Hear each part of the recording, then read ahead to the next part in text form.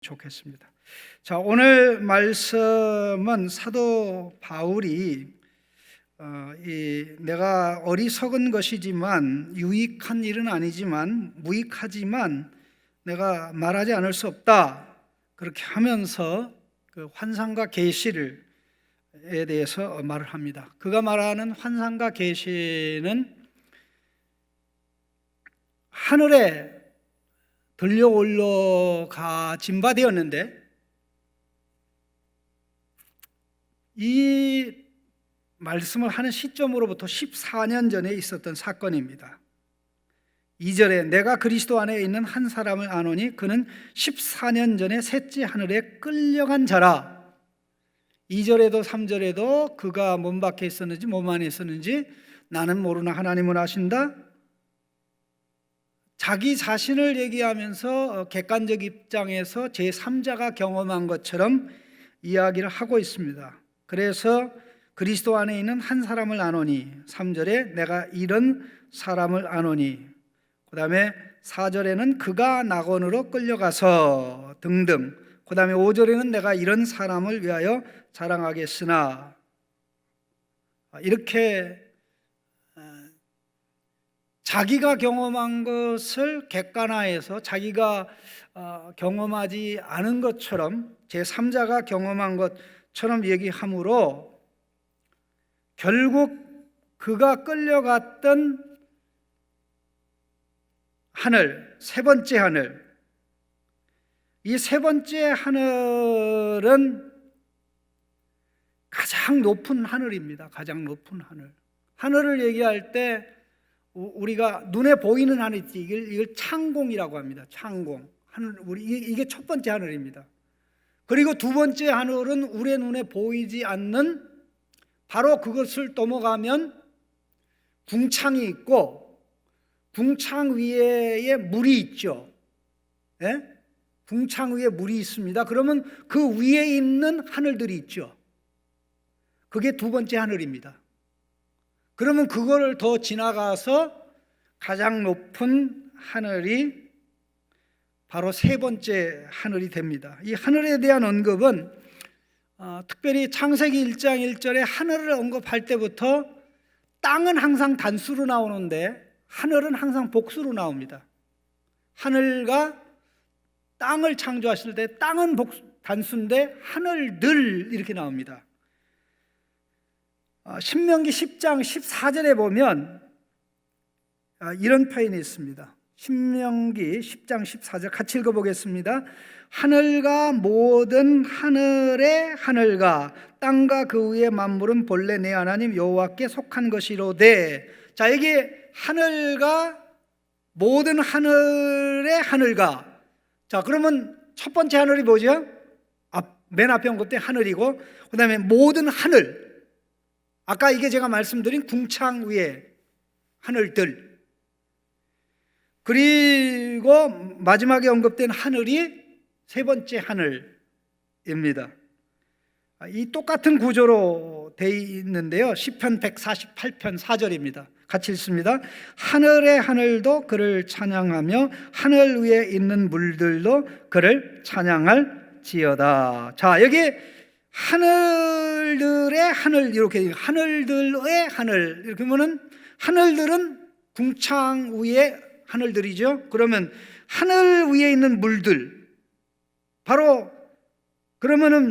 밑에 하늘이 그 하늘 위에 있는 물들이라 했으니까 궁창 위에는 물이니까 밑에 언급된 하늘은 결국 우리가 눈으로 보는 이 창공, 즉 첫 번째 하늘이죠. 첫 번째 하늘, 두 번째 하늘, 그 다음에 세 번째 하늘.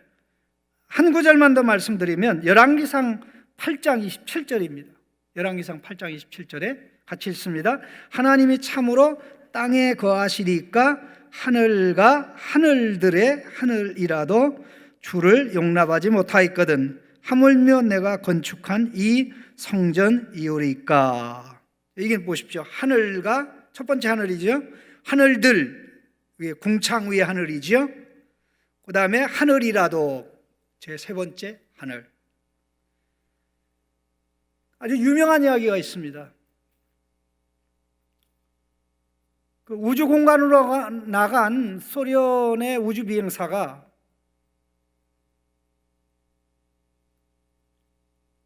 이 천국을 보려고 그렇게 했는데 결국 못 봤다는 겁니다. 그러면서 하는 말이 천국은 없다. 그렇게 얘기한 거 우리가 잘 알고 있는 줄로 압니다. 여기 세 번째 하늘이라는 것은 하나님이 거하시는 공간입니다. 그리고 더 나아가서 이곳은 죽은 신자들의 영혼이 가는 곳입니다. 이것은 신약 성경에서 특별히 이 낙원이라고 언급이 되어 있는데 오늘 본문 말씀의 3절에 보면 세 번째 하늘을 4절에 뭘로 언급합니까? 그가 낙원으로 이끌려 가서 이렇게 되어 있습니다. 낙원으로. 그러니까 세 번째 하늘과 낙원은 같은 개념이라는 거죠. 그러니까 물론 세 번째 하늘 전체가 낙원일 수도 있고 어마어마한 세 번째 하늘의 한 부분이 낙원일 수도 있죠.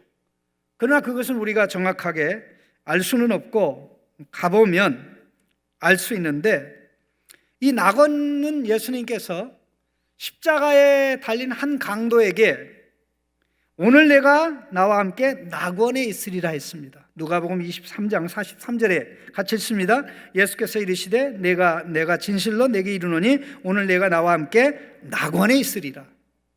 낙원에 있으리라. 계시록 2장 7절에도 낙원이 나옵니다. 2장 7절에 에베소 교회 성도들에게 말씀하신 내용인데 같이 읽습니다.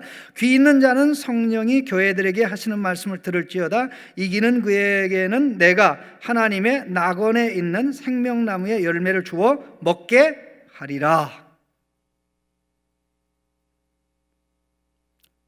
분명히 이 셋째 하늘이 낙원이고 신자가 죽으면 신자의 영혼이 죽는 순간 바로 가는 것입니다.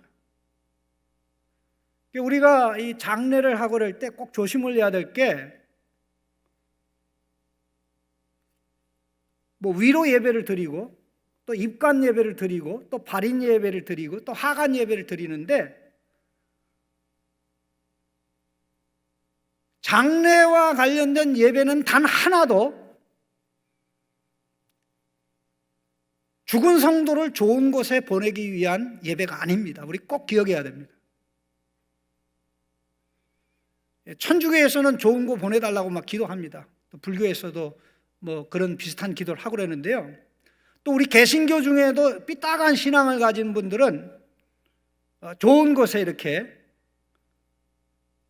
가게 달라고 기도를 하고 또 심지어 이렇게 그냥 얼떨결에 이렇게 장례와 관련된 기도할 때 하나님께서 불러가셨는데 하나님 품에 받아주십시오 이렇게 기도할 때가 있는데 이런 기도는 하면 안 되는 겁니다. 왜? 이미 하나님 품에 하나님의 아들 딸들은 이 땅을 하직하고 간 하나님의 아들 딸들은 이미 하나님 품에 봐 있기 때문에 그런 기도를 해야 될 필요가 없고 우리 개신교 개혁주의와 로마 카톨릭의 근본적인 차이점, 이 종말의 하나님의 근본적 차이점은 바로 거기 있습니다. 뭐 차이점이 많이 있습니다만은. 근데 오늘 이 말씀을 보면서 우리가 참 놀라는 것이 그 어마어마한 곳에 바울이 갔는데 가서 들은 말씀을 이야기하고 있지 않습니다. 거기 가서 들은 말씀을 가르쳐서 뭐라고 그러냐면 4절에 말로 표현할 수 없는 말을 들었다 그럽니다. 말로 표현할 수 없는 말. 헬라어 본문에 보면 말로 표현할 수 없는 말들 이렇게 되어 있습니다. 말로 표현할 수 없는 말들을 들었는데 이것들은 사람이 말할 수 없는 것들이라는 거예요. 참 우리 이 부분을 좀 주목을 해야 되는데, 뭐 거기서 뭐 하나님이 또 앞서간 성도들이 또 천사들과 그 대화하는 내용이 이 천국의 언어라 그 말뜻을 알아듣지 못한다라는 뜻은 아닙니다. 그것이 인간의 언어로는 표현될 수 없는, 인간의 어떤 언어로도 표현이 불가능한 너무나 영광스럽고 존귀하고 위대하기 때문에 그것에 대해서 말로 표현하는 순간 문제가 될 수 있다는 거죠. 네? 거기가 얼마나 좋은데, 거기가 얼마나 좋은데, 아, 이게 좋아, 이렇게 얘기하는 경우는 그냥 어느 정도 좋은 겁니다. 그렇죠? 그 진짜 좋은 데는 뭐라고 얘기합니까? 가보면 알아. 세상에도 이런 곳이 있는데, 내가 아무리 얘기해도 이건 뭔지 몰라, 아무리 얘기해도 얼마나 좋은지 몰라, 가봐야 알아, 그렇게 이야기하는데,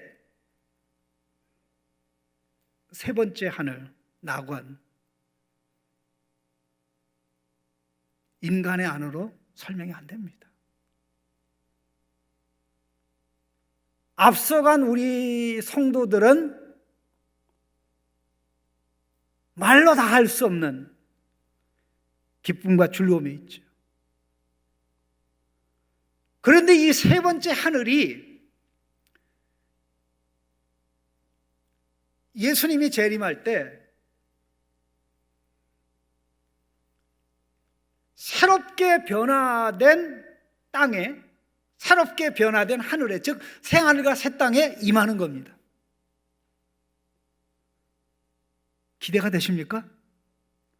거기 안 가는 사람은 바보죠. 뭐가 뭔지는 모르는 것이죠. 근데 이게 주목할 것이 바로 이런 것입니다.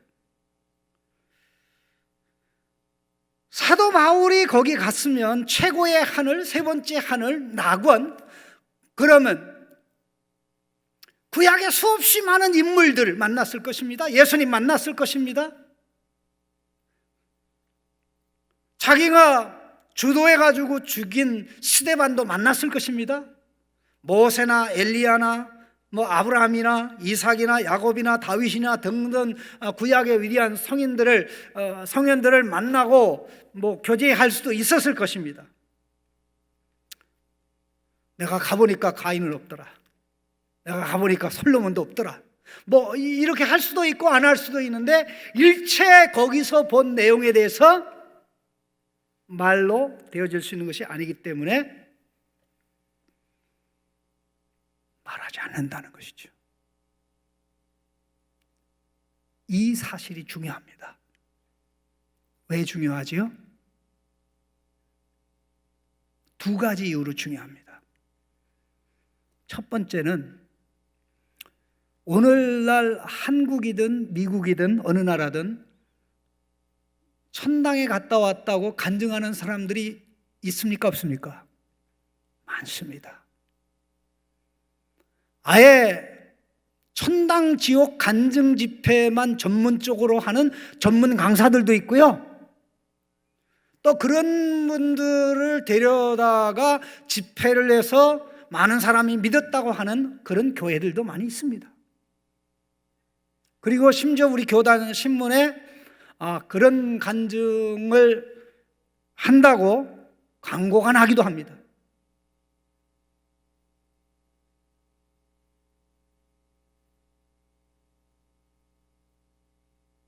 근데 그게요,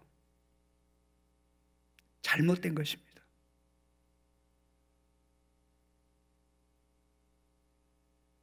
사람들의 관심이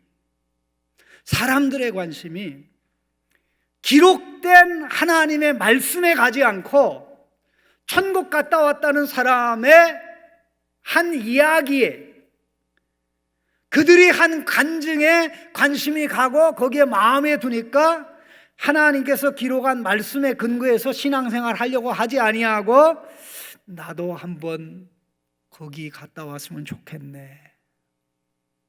그렇게 됩니다.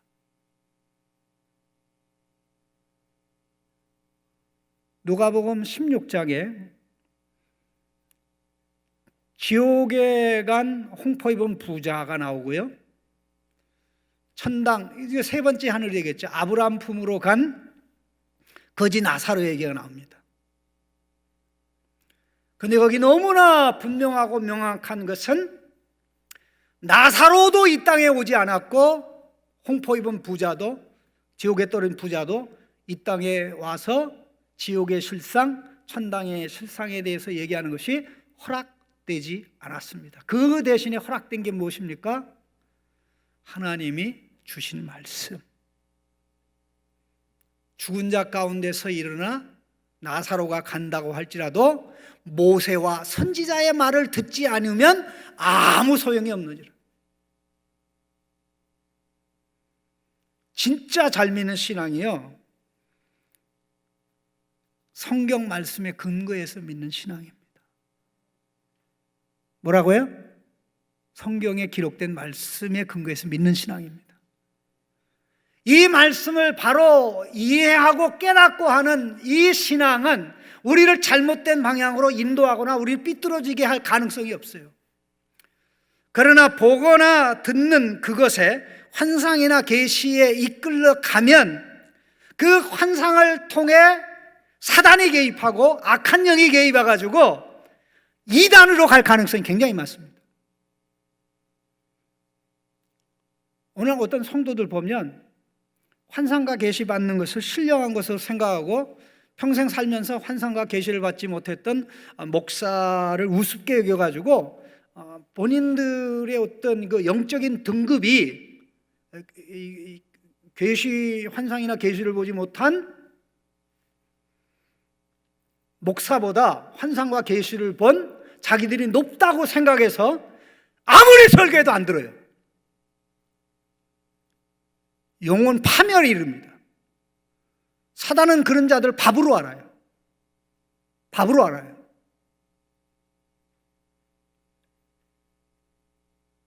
사도 바울이 사실 여기 환상과 계시에 대해서 말해요. 환상은 계시를 주기 위한 목적으로 주어지는 것이고 계시는 환상을 포함할 수도 있고 포함하지 않을 수도 있는데 중요한 것은 그 핵심은 하나님 말씀입니다.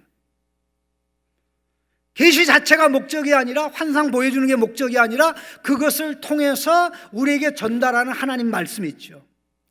그런데 그 말씀이 오늘 우리에게 다 기록으로 남아 구약과 신약으로 주어졌기 때문에 계시와 환상의 결과가 문서화된 성경 66권이에요.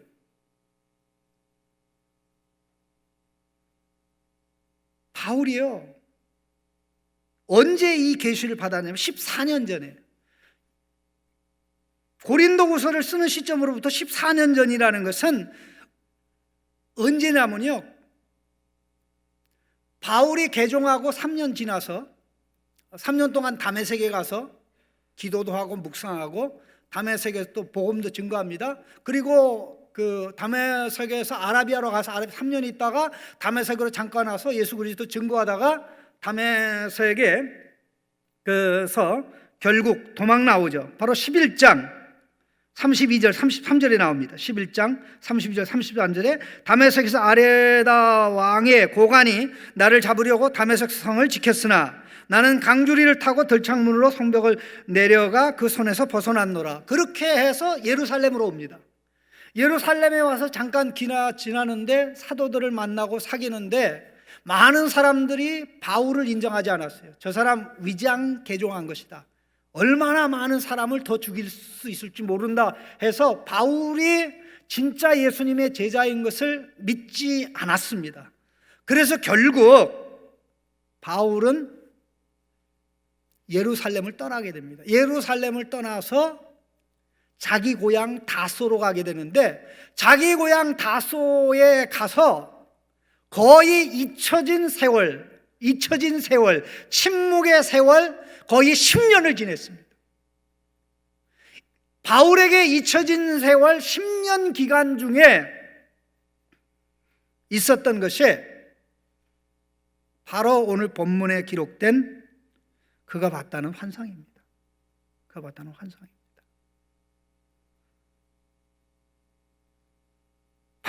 사도행전에 기록된 것만 해도 바울이 환상을 본 내용들이, 그는 예수 처음 믿을 때부터 환상을 보았습니다. 9장 12절에 그가 다메섹의 어느 집에서, 집가에 어느 집에서 기도하고 있는데 아나니아라는 사람이 그에게 와서 안수를 할 때 눈에 비늘이 벗겨지면서 감겼던 자기의 눈이 열리는 것을 보았습니다. 그리고 사도행전 16장 9절에는 마게도니아 사람의 환상을 봅니다. 그리고 고린도에서 사역할 때 하나님께서, 우리 주님께서 나타나셔서 담대하라, 이 성에 내 백성이 많으니라, 그렇게 말씀을 듣습니다.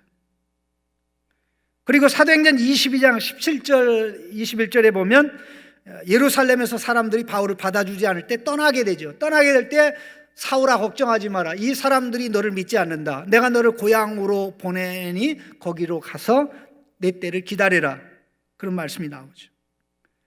그리고 이 말씀을 한 이후에 두 번 더 바울이 환상을 본 게 나오는데, 자, 이렇게 신약의 성도 또 사도들은 환상과 계시를 봤는데 왜 오늘날에는 환상과 계시를 못 보냐 이거예요. 왜 유상선 목사는 못 보냐 이거예요.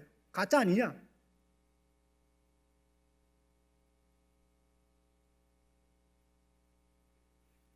그 환상과 계시의 완성이 신약 성경입니다.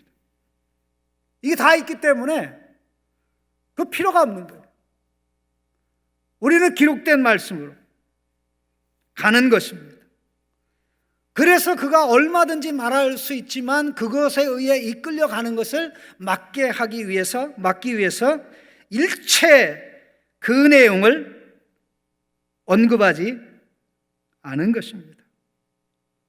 그런데 지금도 어리석은 사람들이 자기가 본 것을 자랑하고 본 것을 얘기해서 사람들에게 내가 이렇게 신령한 사람이다, 아니면 내가 대단한 사람이다, 이렇게 하는데 거기 다 사기예요. 끌려가면 안 돼요. 네?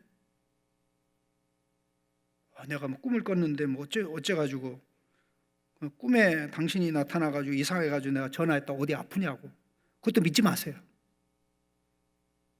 결과는 속아요. 사단은 그런 걸 통해 역사합니다. 바울이 이 경험을 통해서 큰 힘을 얻은 것은 사실입니다.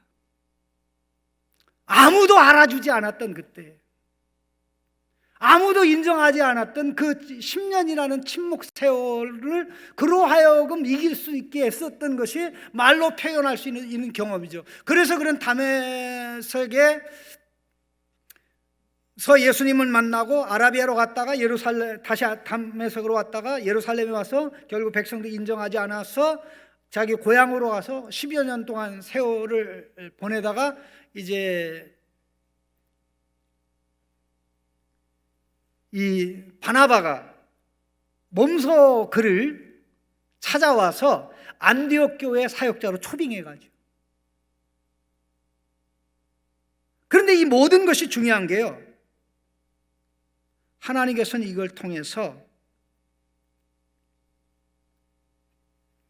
예수 그리스도의 복음이 얼마나 분명하고 확실하고 명확한지 깨우쳐 주셨는데, 이 계시로 인해서 바울에게 하나님께서 큰 고통을 주셨습니다. 그 고통이 뭐냐면요, 7절에 나옵니다. 7절에 같이 읽겠습니다. 여러 계시를 받은 것이 지극히 크므로 너무 자만하지 않게 하려고 내 육체에 가시 곧 사단의 사자를 주셨으니 이는 나를 쳐서 너무 자만하지 않게 하려 하심이라. 14년 전에 일어났던 이 일로 인해서 그때부터 바울의 육체에 가시가 생긴 것입니다. 이 가시가 몸의 질병인데,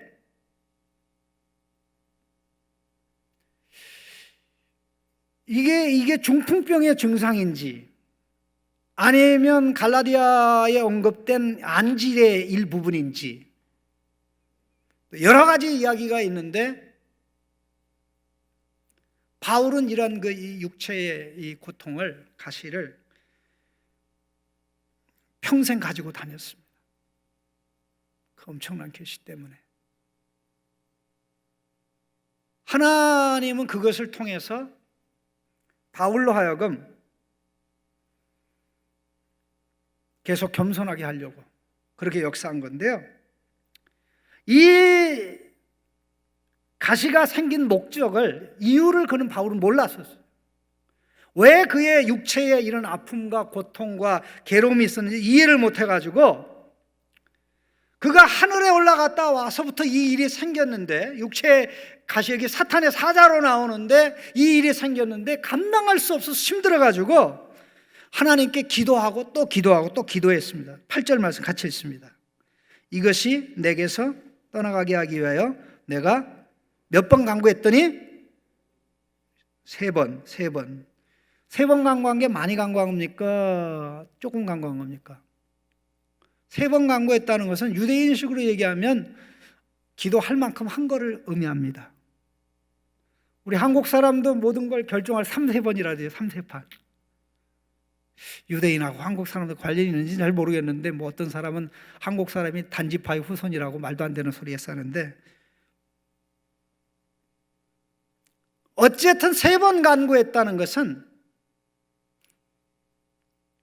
끝장날 때까지 기도했다는 것입니다. 예수님의 겟세마네 동산에서 몇 번 기도하죠? 3번. 이 3번 간구했다는 것은 무슨 얘기냐면 응답받을 때까지. 한번 따라 합시다. 응답받을 때까지 하는 게 3번 기도하는 거다. 3번 기도하는 게 뭐라고요? 응답받을 때까지. 아침에 하고 점심에 하고 저녁에 기도 3번 하는 게, 3번 기도하는 게 아니다. 자, 그러면 응답받을 때까지 기도하는 경우가 많습니까? 중간에 나가 자빠지는 경우가 많습니까? 사실 우리는 중간에 나가 자빠지는 게 많죠. 응답하실 때까지, 하나님이 그 기도에 예스를 하든 노를 하든 하나님이 그 기도에 아주 분명하게, 바울은 이 고통이 없어지기를 위해서 기도했는데, 그 끝까지 기도하는 가운데 하나님 응답하셨어요. 그거는 너의 영혼의 유익을 위해 있는 것이다. 너 영혼의 겸손을 위해서 있는 것이다. 너는 그것이 없으면 교만해져서 쓰러진다. 그러니까 그때부터 바울이 뭐가 바뀌었어요? 이 가시는 나를 건강하게 하는 소중한 것이로구나. 괴로워하고 힘들어했던 것이 완전히 바뀌었죠. 자기가 원하는 대로 가시가 없어지진 않았어요. 그런데 자기 육체의 가시, 사단의 사자를 보는 눈이 어떻게 바뀐 거예요? 하나님의 눈으로 바뀐 거죠. 이게 기도입니다. 이게 기도입니다. 우리 3번 기도할 수 있는 성도님들이 되시길 바랍니다. 3번 기도할 수 있는 성도. 하나님의 응답하실 때까지 기도하면, 기도한 것이 이루어지든가 내 눈이 하나님의 눈으로 바뀌든가, 둘 중에 하나예요. 우리 3번 기도하는 끈기, 3번 기도하는 인내. 하나님 우리에게 이런 걸 주십시오. 기도하다가 한두 번 하다가 제끼는 그런 기도가 아니라, 기도를 통해서, 그래서 나는 처음에 이런 기도를 했는데 기도를 계속 하다 보니까 이 기도는 해서는 안 되겠다 라는 확신이 오면 기도 응답이 된 겁니까? 안 된 겁니까? 기도 응답이 된 거예요. 아멘? 기도 응답 된 거예요. 그 3번 기도한 거예요. 나는 복을 물리치려고 그랬었네. 이렇게 돼요. 그래서 그런 경험을 하게 될 때 기도를 통해서 우리와 하나님과의 간극이 우리의 시각과 하나님의 시각의 차이가 점점 줄어들어서 하나님 편에 서서 하나님의 눈으로 보고 하나님의 기뻐하는 자녀의 모습으로 나아가게 되는 것입니다. 이런 기도의 은혜가 바울에게 있었는데 그것은 우리에게도 주시는 기도의 은혜인 줄로 믿습니다. 하나님, 3번 기도할 수 있도록 도와주십시오. 진짜 하나님이 응답하실 때까지 기도할 수 있도록, 그 기도에 관한 더 이상 할 필요가 없을 줄 확신이 올 때까지 기도하는 기도의 인내를 우리 모두에게 허락해 주십시오. 같이 기도하겠습니다.